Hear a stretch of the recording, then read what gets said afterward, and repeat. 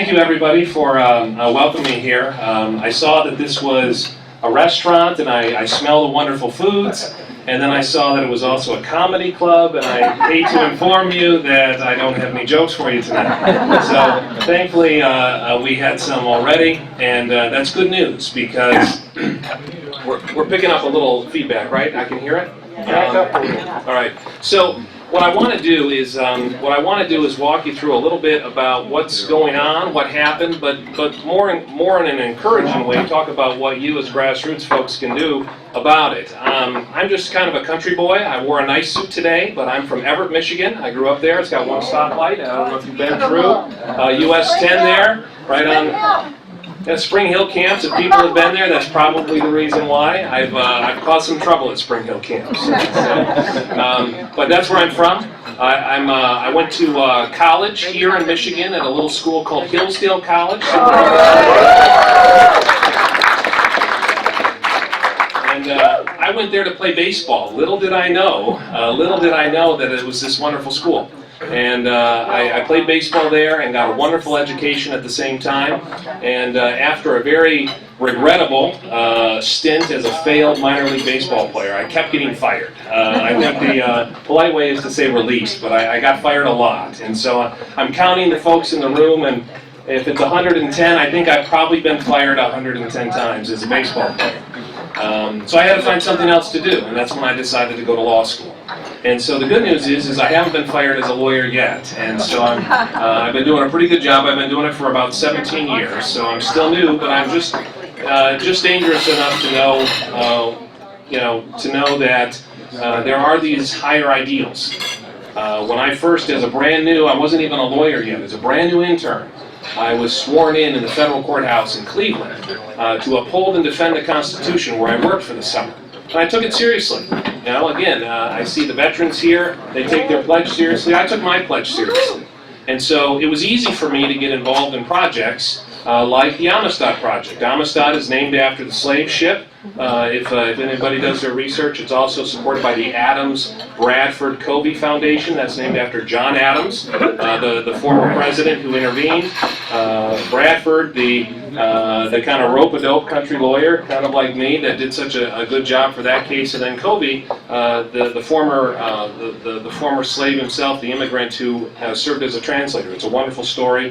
That's called the Adams Bradford Covey Foundation, supporting the Amistad Project. It's also supported by the Thomas More Society in Chicago, which is a public interest law firm. They take cases that are controversial, take cases that where you expect the cancel culture to come out in full force. So I'm glad that we started tonight with a prayer as well, because I'll be perfectly blunt. If we didn't have a sense of humor, it would be a lot to get discouraged about, because what we're seeing is not just a political fight, we're also seeing a spiritual battle. And so, for example, before the election, before this controversy, before all of this busyness and noise that we saw play out in real time on the news, there were several very pedestrian lawsuits by my group and others that simply said, we'd like you to follow the law as it's written.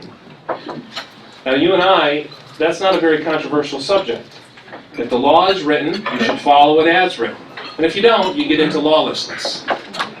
You see that at the border now. There are plenty of immigration laws on the books, but if you don't follow them, you get lawlessness. People talk about, I saw a Second Amendment on the front end here. People talk about, let's write past gun laws.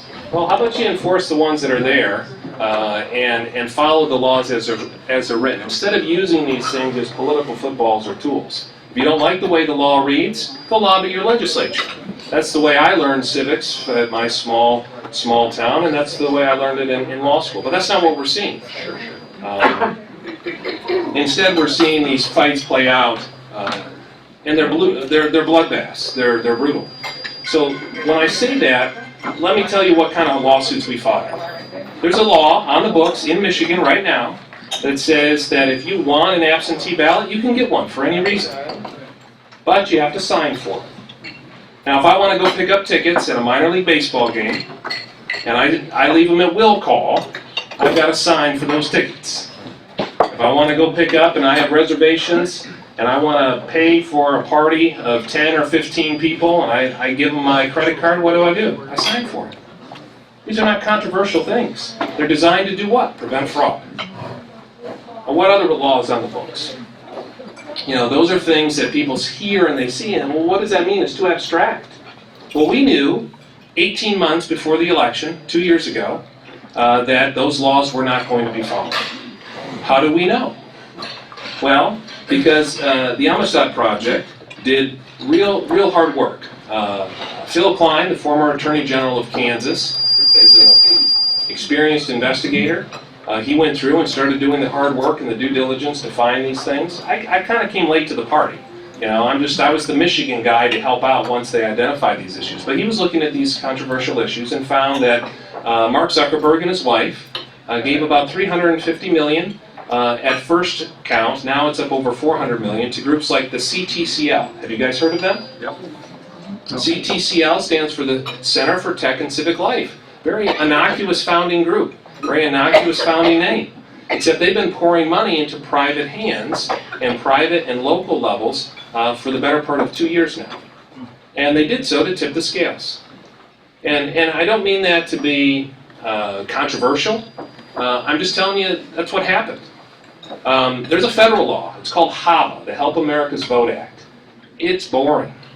You read it, you got to put on your pocket protector, you put the tape between your glasses, you get after this statute, okay? Is it better if we just... Move it back. Move it back. Try moving it. Back your mic up. Is the feedback because I'm too far away from the mic? That's I think And so, if I yeah. get closer, it's better? That's better, yes. Okay. Pointed at the speakers. You're getting it. All right.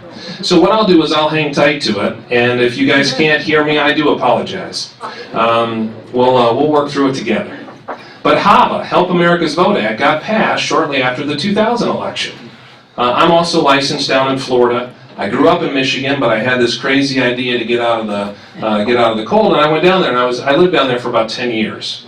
And you know, they run a pretty clean election down there. And they're always trying to make it a little better, continuous improvement. You know, we're in the automotive capital, everyone talks about continuous improvement. They're doing a good job in Florida.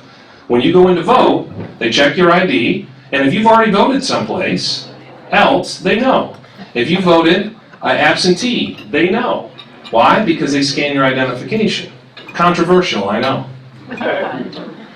Well, that Help America's Vote Act says the federal government monitors these statutes to make sure that equal protection is followed under the U.S. Constitution. That means every vote is treated the same, right? High-minded, right? Your vote here in Novi should be treated the same as mine up in Everett, where I grew up, or over in Grand Rapids, where I work now. It should be treated the same, regardless of where you are in Michigan or regardless of which state you're in. These are not controversial things, and yet HAVA says that all the money that goes into an election should be transparent and should be accounted for. Michigan has had a HAVA plan since about 2003. You can look it up, you can Google it, it's right there. And that HAVA plan wasn't followed. Why wasn't it followed? Because HAVA says that if you spend money on an election, it has to be spent by the federal government or the official state actors, those who are put in charge of the election, in this case the Secretary of State's office. That's it. So if a private citizen were to pay a local election official, say for a judgeship or a precinct captain or some other thing at the local level, whether it was a county, city, that would be unlawful under federal statute and state law. It's a felony here in Michigan. But why was it okay for a charity to do it? And that long pregnant pause there is because it's not okay.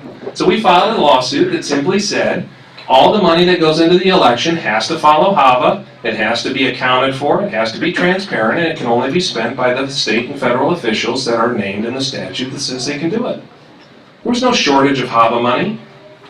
Raise your hands if you've heard of somebody who tried to vote in Michigan and couldn't. You've got one. You've got somebody who tried to vote and they couldn't vote here in Michigan. I'd love to talk with you after, because that's the first I've heard of it. Because it's a situation where it's actually fairly easy to vote in Michigan. And so the situation is not where it's hard to vote and you can't. The concern is over the integrity of people who are either voting when they shouldn't or when they're voting in an unlawful way. So HAVA was one of those that it was a controversial statute. We filed a lawsuit over it that said CTCL and others cannot pour money into local officials or local actors in violation of federal law. We'd like you to stop them. And the judge said, no, I'm not interested. Now that case is still technically pending. It's pending in federal court over in the Western District of Michigan. He says, COVID, I don't really want to have a hearing on that with evidence and all that. Really? And so our motion for an injunction was denied. Had that happened, that would have put a stop to, I'll give you an example. If you go to a place like Everett, my hometown, Osceola County, you can vote by mail. You can go in and get your ballot. You can have it mailed to you as long as you sign for it. The clerk actually checks your signature. Now, there aren't that many to check. I get it. It's not a big county. 20,000 people, countywide. 1,500, 1,200 in my little hometown. They actually check the signature. Why is that so controversial? There's a statute that says that. If you want to vote, you can. You have to sign for it. And what is it supposed to do? It's supposed to match your identification. If you don't have a driver's license, you can get a photo ID as long as you sign for it. Not controversial things. The statute says for voting they have to match. The request, we'll give it to you, but it has to match the one we have on file. The Attorney General's office has said, no, we're not going to check them. She's admitted it. In court pleadings, I can show them to you. I've got them on my little laptop. She said it in an oral argument. We're not going to check them because we already have one on file. Now mind you, the statute says to compare the new signature for the request with the one that you have on file. Why are you comparing them? To make sure that they match. What is the purpose of comparing it if you don't actually compare it to something else? That's not me being a lawyer, playing games with words, right? The whole purpose of getting a second signature is so it matches the first. That's what the statute says. That law's been on the books since the 1950s. This is a situation where it's not that there's insufficient laws, it's that people aren't following the laws as they're written. Why was that statute put in place? For those of you with enough gray hairs or those that are avid readers of history, in the 1940s, a certain senator was alleged to have stolen the Texas election, Lyndon B. Johnson. He went on to become president. Maybe you've heard of him.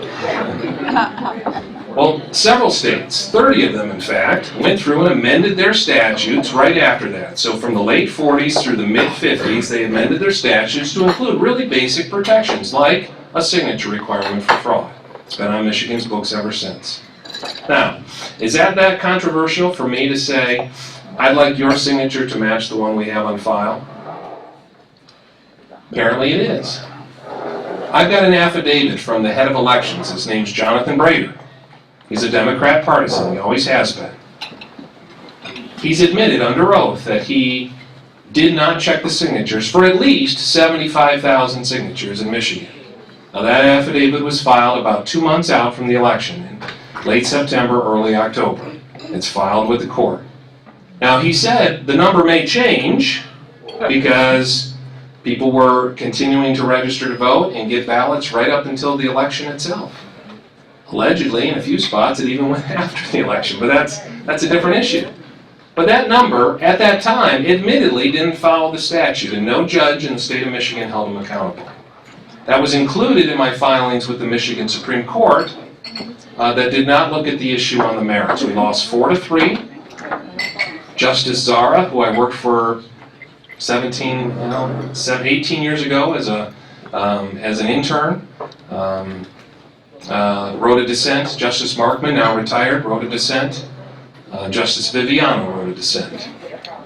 And Justice Clement, for the majority, wrote and said that if you want to take up this issue, then you'll have to do it through the legislative process. We're not interested in equal protection or due process for voters. We're not interested in making sure that the votes are treated the same. Now, what were some of the other allegations that we made? Well, let me be clear. My clients, in that case, were a couple of strong black women. Black Voices for Trump in Macomb County, Black Voices for Trump in Ingham County. Wonderful ladies. And I was actually looking around to see if they were here tonight. But it's a situation where they were tired of people telling them who to vote for. They were tired of corruption, and they were tired of people talking down to them, saying that they can't. They thought it very condescending to suggest that they couldn't go register to vote or know how to vote. So they were tired of it. So our equal protection case on election integrity was on their behalf. What other problems did we find? We found that veterans' ballots were not treated the same way throughout the counties. They were treated differently in Wayne County than they were in Macomb County. They were treated differently than in Oakland County. Now, why does that matter? Because these are folks that can't do much about it. Veterans' ballots who vote from overseas are sent their ballots many weeks and months in advance. And they come back in any number of forms. They come back in on officious-looking ballots. They come back in on emails. They come back in any number of ways. And there's a chain of custody for that. They know who they voted for. But as soon as they show up at the precinct to get counted, they peel them out and they process them manually. Now, there's a process for that in Michigan. It's pretty straightforward. It says that one Democrat and one Republican, the two major parties, have to be present at the AV counting board, the absent voter counting board, to process every one of those ballots. And yet we know from affidavit after affidavit that that same process that's statutory was not followed throughout the state. Now, why do we have so much variation? Back in 2000, in Bush versus Gore, ballots were treated one way in Palm Beach County and another way up in Tallahassee. That was enough to invalidate several hundred votes. That was over a few hundred votes. And because of that, because they said, the U.S. Supreme Court said you have to treat votes the same way. Why? Well, the analysis is this. Just like it would be improper for me to vote twice, because I'm cheating somebody, right? I'm voting twice. Just like it's improper to prevent me from voting if I should lawfully vote, that is called disenfranchisement. When you vote improperly or unlawfully, what does that do? It waters down lawful votes. So again, this should not have been controversial. And yet, the Michigan Supreme Court and every judge refused to look at the merits of the case, instead pointing to political solutions. So that's where I get back to the jokes a little bit. I remember when Ronald Reagan was shot, somebody tried to assassinate him. He told jokes going into the operating room. I sure hope they're Republicans to a surgeon, right? Or when his nurse tried to clean him up afterwards. Does Nancy know about this? Right? That's a situation where somebody took a shot at an individual and tried to bring down a country. Well, I do feel like Mark Zuckerberg, these charities, and others who are being reckless, lawless with the votes themselves, are taking a shot at our republic. And so I think we have to be able to go with the punches a little bit. We have to not be so humorless. If you just stand and pound your fist at the table and yell fraud all the time, you're not going to get very far. I think instead we should focus on those things that matter most, which is we'd like the laws to be followed as written. Now let me tell you, I've heard from the Attorney General's office, the Secretary of State's office, and any number of pundits that said this was the best election we've ever had in Michigan. Have you heard that? I've heard that. And they pound their chest and they say this is the best election we've ever had, and they cite things like more people have voted, more people have voted absentee. Now, I say that because if this was the best election we ever had, the cleanest, fairest election we ever had, why is House Resolution number 1 a comprehensive package to completely rewrite the way we run our elections? Absolutely. If the laws are clean, then why would you need to rewrite them, Democrats? Ask them that question. Now, likewise, there are always ways you can make improvements. But to me, the more important piece is making sure you follow the rules as written. Now, how are we doing on time? All right. So, Keep going. I mention that because I'll give you another example. One of the other lawsuits that we had challenged, I heard people talk about dead voters. We only found about 200. Now, we did comprehensive analysis of the data we were able to get. But to me, that's not the issue. The issue wasn't the 200 dead people that voted. How about the 200 people off of Jackson Road in Saline that were in prison for the criminally insane? Now, that violates two statutes. One, you can't vote in Michigan if you're a felon.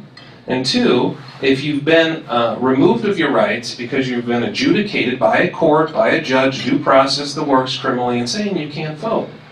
200 from the same location for those in that prison. Or how about the commercial addresses? We found hundreds of those. We found 30,000 people that were issued a ballot. Now, I don't know if they voted it because we didn't have the data at the time. We were moving fast. But 30,000 that had no address whatsoever.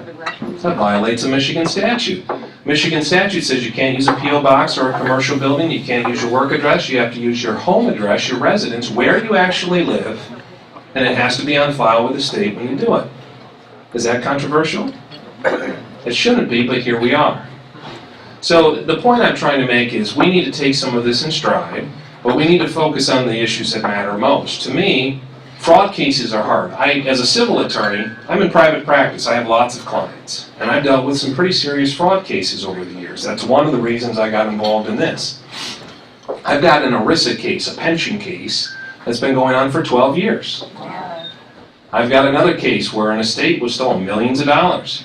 It took 6 years. It takes a long time to prove fraud. You have to, yes, you know that it happened, you think it happened, and you have to work backwards. It just takes hard work and diligence and time. It's hard to prove fraud in 2 weeks, and the 2 weeks after the election between the time it's then and it is supposed to be certified. So again, I'm telling you, it's not about the fraud. By the time we roll around at the next election cycle of the midterms, we probably still won't have it all done. By the time we queue up for the next presidential election in 4 years, we'll be pretty close, but it may not all still be done. So then the question is, what do you do? To me, you have to focus on the big numbers, not the 200 fraud here or the 3,000 fraud there or even the 30,000 fraud over here. How about the 500,000 unlawful ballots in Michigan that we had dead to rights proof were unlawful at the time they were cast for any number of statutory violations? That evidence is on file with the Michigan Supreme Court. You can look at it. Now 500,000, let's do the math quickly. The Michigan election was a differential at the presidential at the top of the ticket of about 138,000.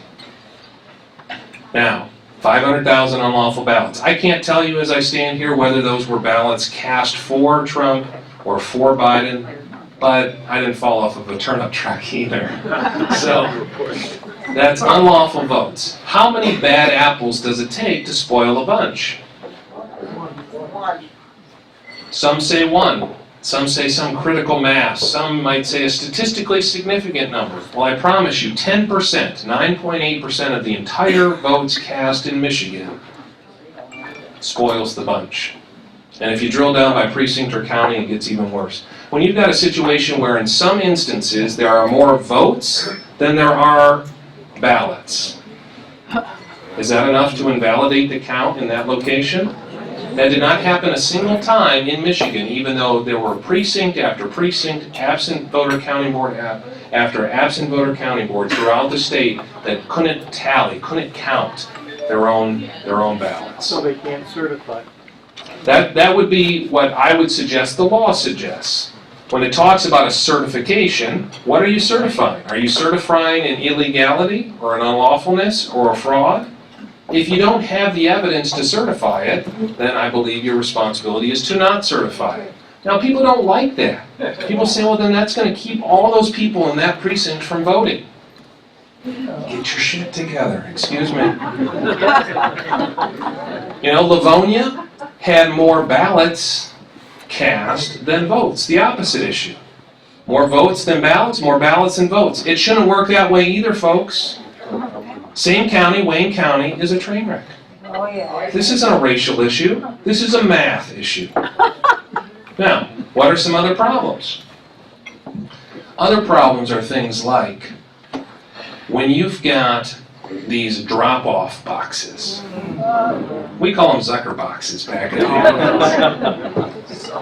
day. If you do the math on the Zucker boxes per capita, how many Zucker boxes are there in one location versus another? You go up to the upstate rural areas. There's one for every. I don't think we finished the analysis yet for Michigan, but I'll give you an example. Pennsylvania is a lot like Michigan in that it's got a couple of population centers, and then the rest is quite rural. And so they had one Zucker box for every 20 to 30,000 square miles in Republican controlled counties in Pennsylvania. And they had one Zucker box for every 7 square miles in Democrat strongholds. And if you trace the Zuckerberg money, it's going to places where it knows it can make a difference. So for example, Saginaw County. Anyone been to Saginaw? So Saginaw County went for Trump in 2016. And then Saginaw, the city, went for Clinton. But he carried the county, Trump carried the county by a few thousand votes. So Mark Zuckerberg poured $450,000 into the city of Saginaw, put Zucker boxes every place. And in doing so, the chain of custody on the ballots, they don't match, they don't line up.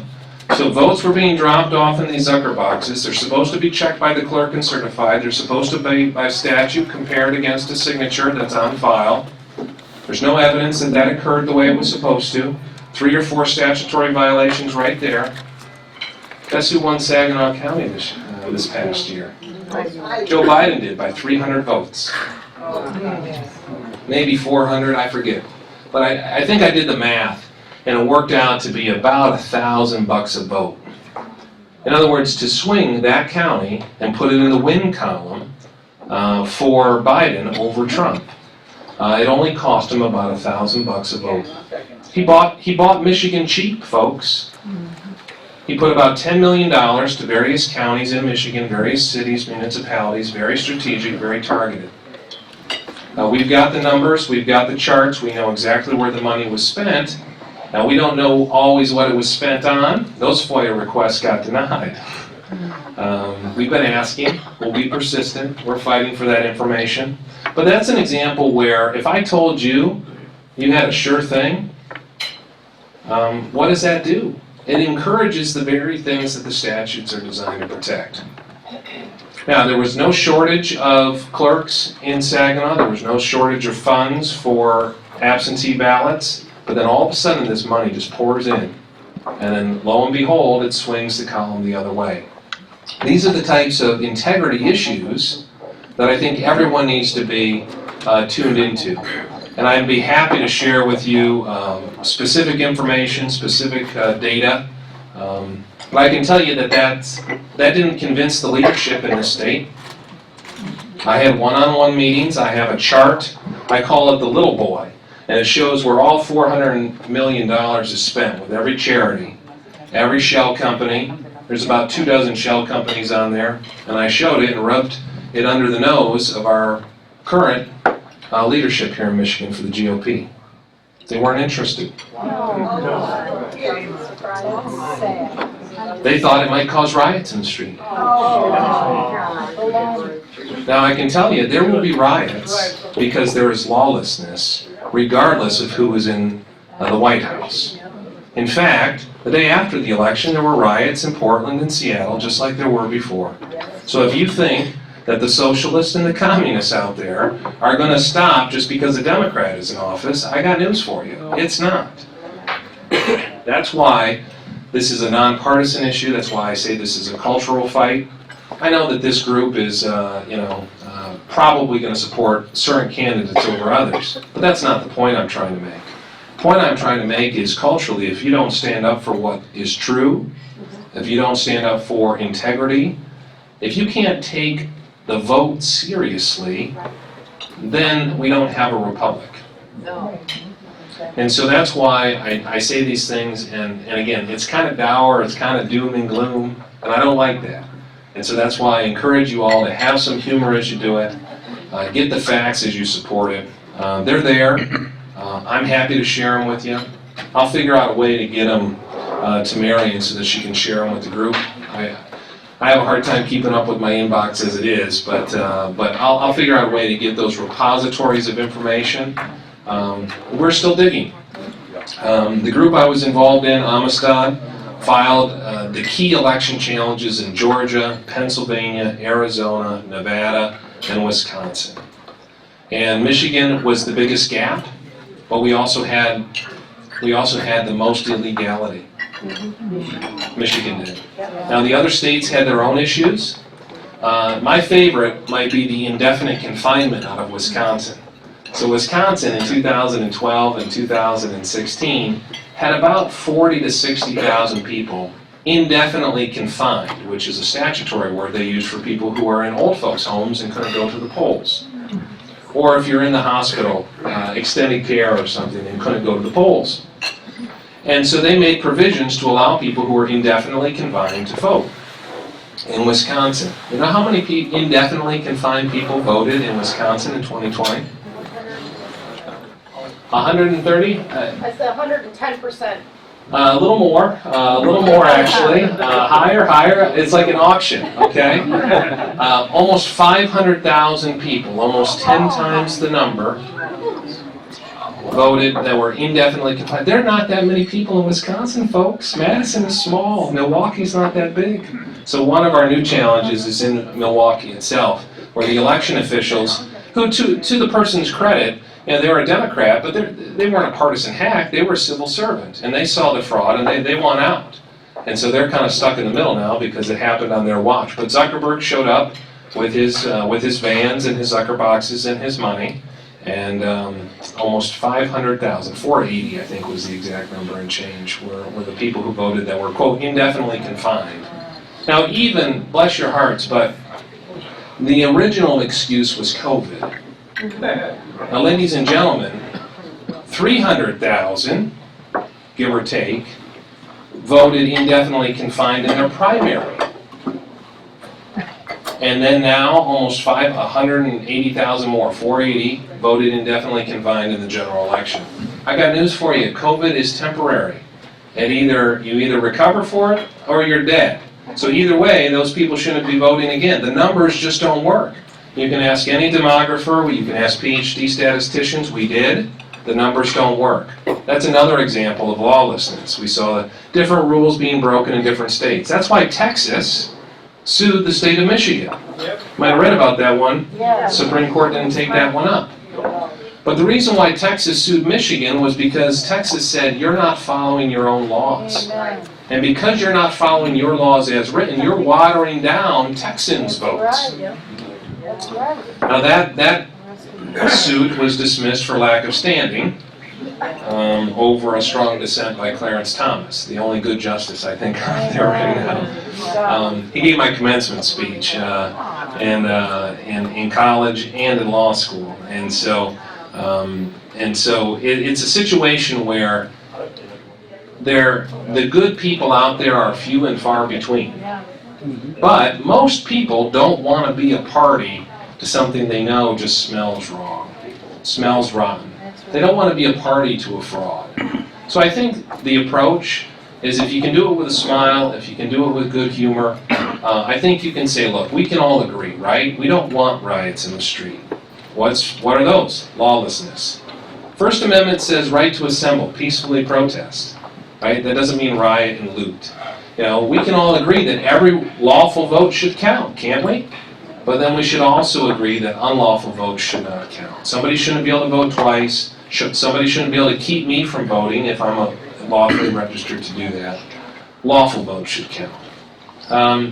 What are some of the other things that you guys want to hear about? I could go on all night, but you guys have eaten, you want your dessert, you want another refill, so let me answer some questions and then again one of the things I'm calling for in my individual capacity, not affiliated with my current law firm and so on and so on, is more transparency. These are things that are already written into the statutes here in Michigan, and so I encourage all of you to ask for those things. But then also, integrity is not just, like I said, a partisan issue. It should be one of those common sense, your grandma told you growing up type things, that everyone should want the same things.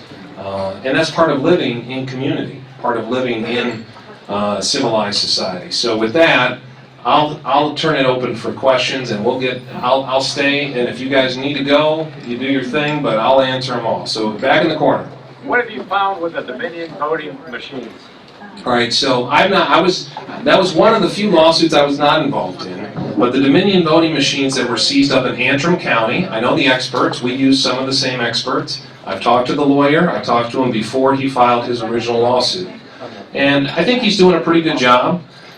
His challenge, or his biggest challenge, is that he's not a constitution specialist, he's not an election law specialist, he was trying to play catch up a little bit. But I think he's got the resources now that he needs. But let me just tell you what they found. For those of you who don't know, Antrim County, another rural county up in northern Michigan, only had about 18,000 voters in 2020. And they had a situation where it flipped the vote, 6,000. Now, it was written off initially as a computer error. Dominion and its public relations people and the Secretary of State's office immediately pounced on the Republican clerk up there and got her to come out publicly and say, oh, it was human error, it was my mistake. It was not, ladies and gentlemen, this is what happened. This flipped a vote. These are Scantron machines. You know, the Dominion voting, just like elsewhere throughout the state, Michigan used about 3 or 4 different companies throughout the state, but Dominion's one of the big ones. About a third of the votes counted in Michigan were by Dominion machines. And so those machines scan in your ballots, your absentee ballots. And if I were to tell you that the error rate was 0.00008, you would say, that doesn't sound too bad. In fact, that's what HAVA requires of voting machines in the United States. They have to be certified annually, and they have to have an error rate of 0.00008 or less in order to be qualified as a voting machine. Can you imagine? I don't know if any of you, I have 5 kids, and my oldest is getting ready to go. He's a junior. He's doing college entrance exams, right? SAT and ACT. Can you imagine if the error rate on the ACT or the SAT was, say, 1.2%? Now, hold on a second there. You're saying my kid should have got what? And he got what? People would have pitchforks and torches. Then you would see riots in the streets.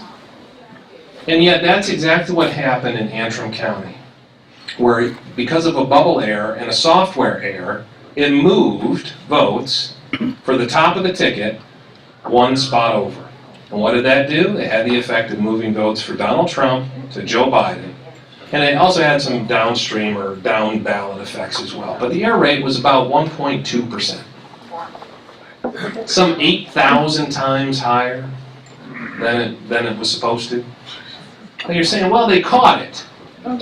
Well, no, it was so blatant and so obvious that they knew something was wrong, they didn't catch it. The machine did not flag this error. The fact that in a small county that's overwhelmingly Republican had 6,000 more votes for the other guy, they knew something was wrong. And they went through and had to manually do it. So again, Dominion voting machines, yeah, the error rate was, in that instance, 8,000 times higher than it was supposed to be. And it was a coding issue. It was built into the software. Now, the flip side of that is, the few other locations where they were able to grab machines. In Antrim County, when they grabbed the machines, most of the data from 2020 has been erased. Now, they have the vote counts because those get summarized at the end and pushed out. So they can compare the vote counts and catch the error there. But the little metadata, we call it, the little trappings, the little Hansel and Gretel breadcrumbs that you leave through the forest so you can follow the trail.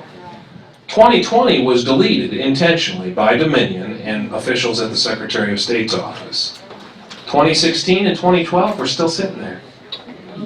A memo went out by Secretary of State Jocelyn Benson on December the 1st. My lawsuit in federal court was pending. My lawsuit in state court in the Michigan Supreme Court was pending. We had filed it before Thanksgiving. It's sitting there. Her Attorney General's office is responding on her behalf. And one of the things we alleged was spoliation of evidence. They were destroying evidence. She sent out a memo, and I can send you a copy, on December the 1st, and said, clerks, destroy the evidence. Now she claimed that this was a routine memo. She sends it every year. Now, if I were to do that as a civil attorney in a court that was pending and I told my client to destroy evidence, I would be in jail for criminal contempt. Now, the leadership, now again, this was November's leadership. It's changed a little bit, but maybe not as much as I'd like. The leadership knew about this. We alerted them to that. I spoke with the lawyers for the House of Representatives and the Senate in Michigan and alerted them to this. You would have thought they worked for her. They do. They do. Now, They do. I will tell you that if I were in charge, I would have subpoenaed her hinder and hauled her backside into an open Senate hearing and asked her questions under oath. Now, I was told, oh, we'll have hearings. But did they once put her under oath? She politely declined during the time frame that it could make a difference and it could be outcome determinative. And as she followed up and gone back in, they let her off the hook. She declined again. Now, has Jonathan Brader, head of elections, has he testified under oath? No, he has not. They sent a paid consultant named Thomas, who was paid for by Zuckerberg money in Detroit, to testify on behalf of the state of Michigan. An independent consultant who was paid a small fortune to run the counting boards down in TCF Arena. He's the one that testified on behalf. Not somebody that you can hold accountable. Not an elected or an appointed official. Does that upset you guys? It upsets me a little bit. Yes. But those are the kind of things that if I see an air rate 8,000 times the federal standard, and it's wrong and it's caught, what about the other Dominion machines in Michigan? Did someone else have their thumb on the scale? I'd ask them under oath. Because, you know, just maybe my guy didn't win this time. But, you know, that shouldn't happen any time. Right? Shouldn't matter, you know, who you like. Follow the law and let the chips fall where they may. Next question. Yeah. I track elections I have every voter in Florida, Ohio, and Michigan. We have 2 million people roughly, a little over, who have never voted in 10 years. We have 21,000 people who registered to vote on 1/1/20, which makes them 1900, which makes them 120 years old. 15,000 of those are in Detroit. What do we do to clean up the records? Because if you look at their birth year, they've all been born before 1900. Why are they voting? Sure. That's a good point. So the current statute says that the state can purge the QVF, the qualified voter file. And it's supposed to. I've got a Detroit News article here from last summer, so before the election, in which the Secretary of State admitted she estimated about 500,000 people were on the qualified voter file that didn't belong there. She admitted that. Just like Jonathan Brader said, at least 75,000, I didn't check the signatures. But she said, we can't take them off now. What if we get it wrong? We would disenfranchise people. No, because if you're off and you go to vote, and you show up with a valid ID to vote and you're not on the qualified voter file, you can register right on the spot. So again, you have to look at what they do, not what they say, and that goes for both sides of the aisle. So that's one thing you can fix. We actually did an analysis ourselves, not the folks with the default birthday, the 1900, but then just the folks that were old. Because Michigan, statistically, if you look at the demographics, our last census just got closed out 2020, but in 2010, you can project and estimate about how many people you have in the state, but then you can also, they do a study nationwide about how many centenarians, how many people over 100 years old you have. And Michigan had about 3,500 people over the age of 100 vote in this 2020 election. Now, And in person. well, bear with me. That's all well and good, except the demographics say there should only be about 1,600 people in the state. And that presumes that all of them living voted, which of course we know isn't true. So again, that's another example of where we presented that information to the state, and they kind of shrugged their shoulders. So what do you do about it? Secretary of State Jocelyn Benson did purge about 100 and I think it was 130 to 170,000 after the election. It was outcome determinative. But nobody asked her under oath how many of those people that she purged voted. That'd be a pretty simple question to ask. I can find that answer for you. Well, if you could, I'd be interested in you sharing it with me, because to me, so far, they haven't released the information that would allow me to connect those dots. So that's the kind of thing that if you had leadership with some courage, you could ask her that question under oath, and we could get to the bottom of some things. Please, right here. Just one simple question. Obviously, we see there's a lot of discrepancies within the legal system right now, and the Attorney General hasn't really made any action on anything. So the question is how do we go about addressing that when they refuse to act? Sure. So the Attorney General's office, as you guys know, is the chief law enforcement official for the state, the executive branch. But this is the balance of powers issue.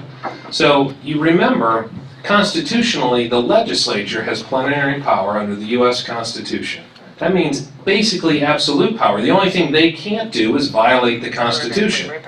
And so that plenary power gives our legislature the ability to do these things themselves. I understand that normally you have the executive branch enforces the law, the judicial branch interprets the law, and the legislative branch writes the law. That's different when it comes to elections. And they need to buck up and do their job. Okay? But that's how you do it. Now the other approach would, that's a top-down approach, the Michigan legislature doing that. But at the grassroots level or the bottom-up level, look, all of these laws that are currently on the books can be enforced at the county level. So if you know any county prosecutors, they can open an investigation, issue subpoenas, and start prosecuting violations of the law at the county level. Now, we were in part trying to find and recruit men and women of goodwill that could do that. And given the time constraints, that's not something we were able to do when it could matter for the last election. But that's something that, please keep in mind, that county prosecutors, when they see the laws in their state and county not being followed, do have authority to prosecute it. Here, please. Any good news? Yeah, the good news is the sun's still rising in the east, it's still setting in the west, all right? The good news is that even though this happened, and even though about 10% of Michigan's votes in the last election cycle were unlawful, the good news is that there are men and women of goodwill that want to do something about it. There's people like you that are here talking about the issues, staying on point, staying substantive. That's all good news. I think you really fall into disarray when people quit. And look, the cancel culture is in full effect. I've received threats. I've received threats from attorneys. For example, I filed a lawsuit against the governor and the health department over a small Christian school. They were trying to make them mask up in a chapel. And I received a threat that threatened me with criminal prosecution for interfering with their criminal investigation of the masking and gathering mandates. Now, mind you, there was no criminal investigation. I had filed a civil lawsuit in federal court. In other words, the very thing you're supposed to do. I'm not some vigilante. I didn't take matters into my own hands. I filed a lawsuit in federal court, and we're waiting for a trial in federal court over whether their constitutional rights were infringed. And I was being threatened. So those are the kind of things that we see a lot. The Attorney General's office and the Governor's office both filed state bar grievances against attorneys who participated in these election lawsuits. I may get one myself, I haven't yet, knock on wood. But that's a situation where they are going after their political opponents and they're using the force of the law to try and do it. So to me, remember, I suppose, the good news, which is we win the victory in the end. Hopefully it'll be on this side of eternity, though, right? Yes. But, you know, I think it's a challenge because keep in mind, when you follow the rules, you know, the ends do not justify the means. You follow the rules, you let the chips fall where they may. The other side doesn't play by the same set of rules. In fact, those are just an inconvenience to them. Again, I've heard attorney generals stand up in open court and say, Your Honor, I understand that's what the statute says, but we're not obligated to follow it. I've got the transcript. That's a direct quote. We're not obligated to follow it. That's de facto. You know, in other words, it's what can they get away with? And so that's why we get back to transparency, integrity. If we play by the rules, do it the right way, and shine a big old spotlight on it, I think, you know, most creatures of the dark don't like the light. And they kind of scurry for the corners and everything else. Now, I'm seeing my cue here. I don't have any more jokes, but I am happy to answer more questions, so I'll stick around. And are we out of time? One more? One more question from me. Okay. Okay, so October 9th of last year, 113,000 people registered to vote. Does that strike you? In one day. So let me, I didn't talk about this. I wanted to talk about this. This one, I was supposed to end on a high note, but this one's more bad news. Rock the Vote. You mentioned it in the intro. Yep. Rock the Vote knows your eye color, your social security number, your home address, your last home address, before that, you know, your height and weight. They have your entire Secretary of State file. And you say, why does a partisan group filled with LA rock stars and Hollywood elite liberals have all of my personal information that if someone else grabbed it, I would call it a data breach, I'd call it a hack? It is identity theft.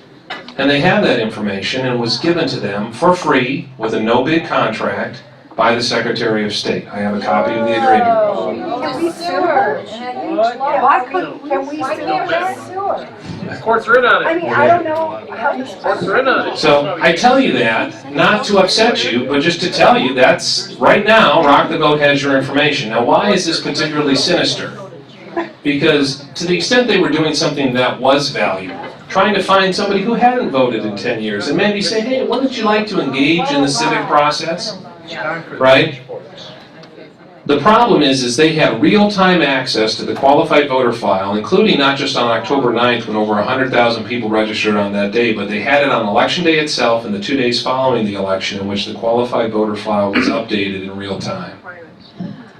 Now, if I were a cynic, I would suggest that if I have a list of the people who can vote, on Election Day we see who did vote, and I see who hasn't voted yet.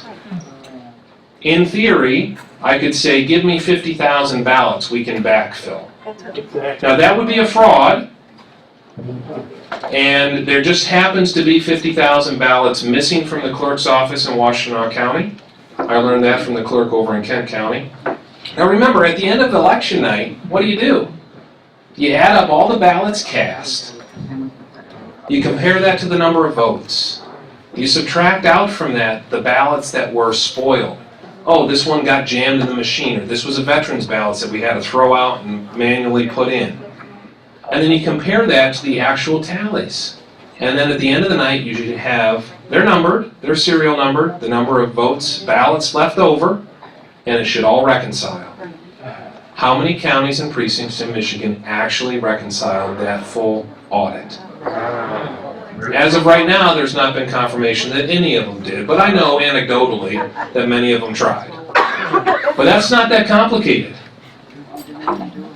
Where are the ballots? Where are the votes?